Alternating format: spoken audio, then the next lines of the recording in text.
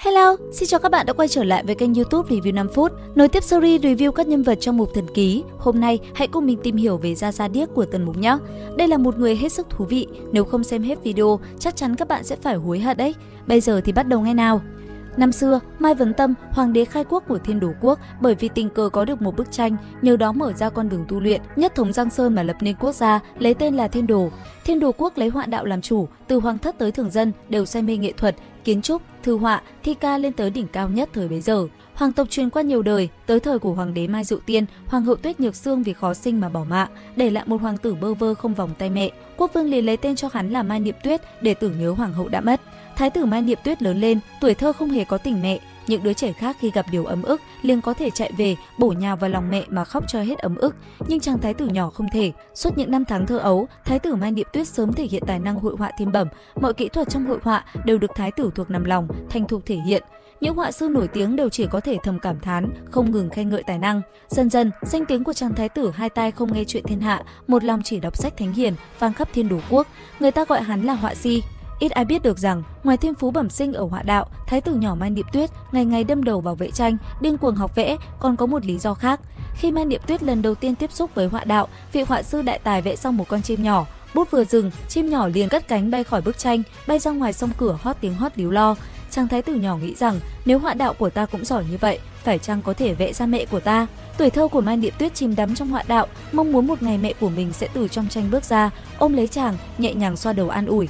Thời gian trôi mau, ngày chàng thái tử trưởng thành, hoàng đế Mai Dụ Tiên dắt chàng đi tế tổ. Hoàng đế nói với chàng thái tử rằng, thực tế năm xưa tổ tiên của họ, hoàng đế Mai Vấn Tâm có cơ duyên đạt được một chiếc bút chứ không phải một bức tranh như lời đồn. Ngay khi Mai Vấn Tâm chạm vào cây bút, nó liền nhận chủ. 3 ngày sau, Mai Vấn Tâm mở ra linh thai thần tàng, chính thức bước lên con đường tu luyện. Dần dần, Mai Vấn Tâm thống nhất được Giang Sơn, vì không muốn lộ ra bí mật, liền tuyên bố với bên ngoài rằng mình có được cơ đồ là nhờ một bức tranh. Vì thế, lấy tên đất nước là Thiên Đồ. Hoàng đế Mai Dụ Tiên muốn chàng thái tử trẻ Mai Niệm Tuyết kế thừa chiếc bút ấy. Khoảnh khắc hắn chạm tay vào cây bút đen kịt, cảnh tượng địa ngục liền hiện ra. Chàng thái tử trẻ bỏ chạy trong hoảng loạn, nhưng rất nhanh hắn nhận ra rằng đó chỉ là ảo ảnh. Hắn liền đi hết 18 bước địa ngục đồ. Mấy ngày sau hắn tỉnh lại trong thư phòng, cây bút đã nhận chủ. Hoàng đế mừng rỡ, nhưng bởi vì tu vi không đủ, thái tử vẫn không thể sử dụng cây bút ấy. Hoàng đế biết rằng cây bút ẩn chứa một thứ pháp thuật kinh người, nhưng muốn sử dụng cần có tu vi cực cao. Bởi thế, ông liền để thái tử tập trung vào tu luyện. Thái tử ngày đêm miệt mài trên họa đạo, muốn đem cả thiên hạ vẽ lên tranh. Lúc Mai Niệm Tuyết vẫn còn đang chìm đắm trong họa đạo, Nhung Lang Quốc đã tiến đánh Thiên Đổ Quốc, khói lửa, chiến tranh bao phủ khắp nơi. Một ngày kia, thái tử thành công đem Giang Sơn gấm vóc vẽ vào trong tranh, nhưng lúc này hoàng thành đã bị công phá. Thái tử nhìn ra bên ngoài, chỉ thấy Giang Sơn như họa cũng chỉ còn trên tranh.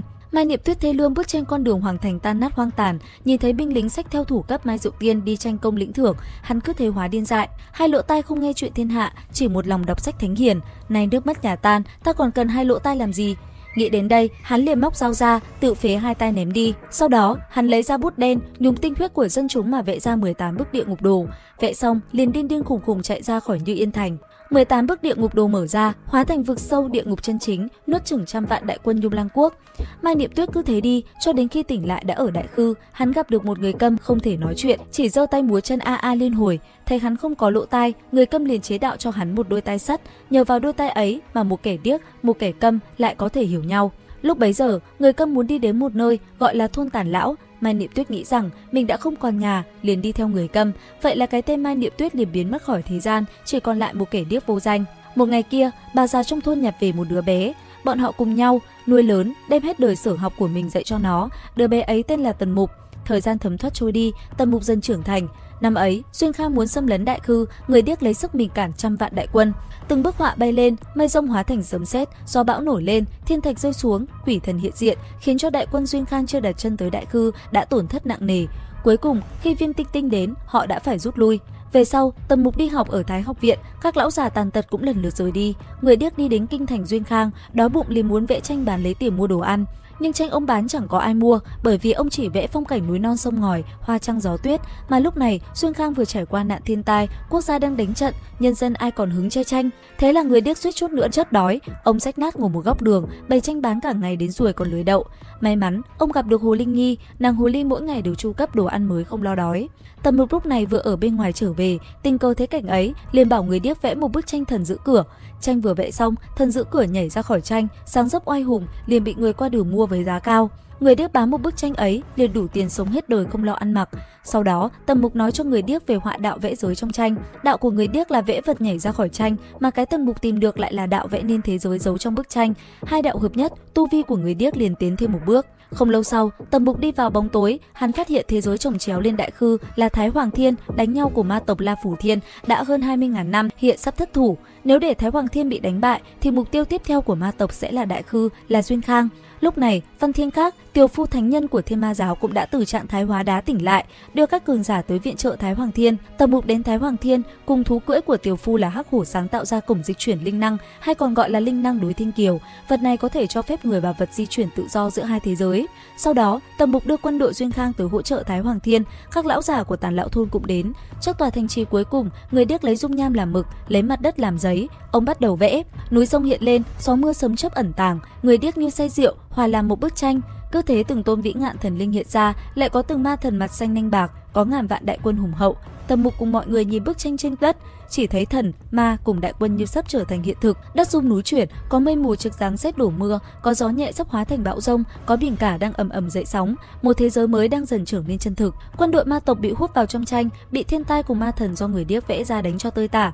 Các lão cùng Tần Mục cũng xông vào trong tranh, ra sức công phá địch, nhưng cuối cùng chiến dịch giải cứu Thái Hoàng Thiên cũng thất bại. La Phù Thiên rơi xuống, ép Thái Hoàng Thiên đâm thủng hàng rào thế giới, rơi xuống đại khư. Ma tộc cùng nhân tộc Thái Hoàng Thiên đạt được hiệp nghị với Duyên Khang, tạm thời chung sống hòa bình. Người điếc cùng các lão quay về học viện tiếp tục giảng dạy. Chưa yên ổn được bao lâu, thiên đình giáng tai kiếp xuống Duyên Khang, người dân khắp nơi lầm than, chín lão lại ra tay cứu nạn. Người điếc nhờ họa đạo tạo thế giới trong tranh, cứu được vô số người dân vô tội. Một thời gian sau, Tần Mục tiến về thiên đình, đi tới Vô Ưu Hương, gặp được Lãng Uyển thần vương, người đẹp nhất thế gian. Lần đầu tiên người điếc gặp được Lãng Uyển, ông dù rất muốn vẽ lại dáng vẻ ấy, nhưng lại không thể. Người điếc nói, đẹp như Tư bà còn có thể vẽ được, nhưng đến mức độ như Lãng Uyển thì đến ông cũng không biết bắt đầu vẽ từ đâu. Bởi vì bà dù sao cũng là người, còn có tình cảm, có thể vẽ ra được, mà Lãng Uyển không phải người, trên thân chỉ có thần tính vô tình, không biết làm sao khắc họa, đặt bút thế nào cũng cảm thấy làm bẩn mỹ nhân. Thần vốn vô tình, cho dù tuyệt thế mỹ nam là dược sư cũng không làm cho Lãng Uyển có một chút gợn sóng. Khi ấy Tần Mục bỏ xuống trong lòng tình cảm, nhấc bút bắt đầu vẽ. Người điếc kinh ngạc nhìn theo, lòng có minh ngộ, cũng bắt đầu vẽ. Hai vị họa thánh cùng vẽ một người, Tần Mục là bỏ xuống trong lòng tình cảm, đem tình cảm gửi gắm vào bức tranh, vẽ nên Lãng Uyển trong lòng. Còn người điếc thì bỏ đi phàm tâm, bỏ đi trong lòng đối với thần minh kính ngưỡng, lấy trái tim của thần đi vẽ một thần nhân khác. Dưới ngòi bút của người điếc, mỹ nhân trong tranh như hiển hiện ra trước mắt. Người điếc dùng nét vẽ của mình họa ra thần tính, họa ra linh hồn cho mỹ nhân trong tranh. Nàng tựa như lấy tất cả những gì đẹp đẽ nhất trên thế gian mà sinh ra, đẹp không tì vết. Một nét cuối cùng vẽ ra, tất cả mọi người cảm thấy một loại cảm giác huyền diệu, một đại đạo mới đang được sinh ra, chậm chậm lạc ấn trong hư không. Người điếc từ từ hạ bút, ông dùng ngòi bút trao cho mỹ nhân trong tranh hình thể, thần tính, linh hồn, sinh mệnh, mà chính ông cũng đang có một loại đại đạo cho riêng mình. Không lâu sau, thiên đình triệt để trở mặt với Duyên Khang, đại quân kéo đến, Duyên Khang lấy ra họa đồ, chỉ thấy từng bức tranh hiện lên, Duyên Khang họa thánh, đạo cảnh 28 trọng thiên, nhất họa nhất chư thiên. Mỗi bức tranh là một tòa chư thiên, bên trong có núi có sông, có biển có hồ, còn có quân đội, vũ khí, còn có từng vị thiên tôn được họa thánh vẽ ra, chân thực tới cực điểm. Lại có từng bức kiếm đồ, một khi mở ra kiếm khí ngập trời, có những bức trận đồ được người mù bày trận uy lực động trời. Những bức tranh vừa ra, quân đội thiên đình thương vong thảm trọng, thiên đình bại trận, Hạo Thiên Đế suy sụp, Thập Thiên Tôn tử trận, Di La Cung hiện ra. Người điếc dùng họa đạo của mình tu tới 36 trọng thiên, lạc ấn hư không, thành đạo. Họa thánh đem sở học của mình truyền cho đời sau, rồi cầm giấy bút tiến về tổ đình, chiến đấu chống lại kẻ tiền sử xâm lấn. Như vậy, trên đây là toàn bộ thông tin về họa thánh điếc mà mình tổng hợp được.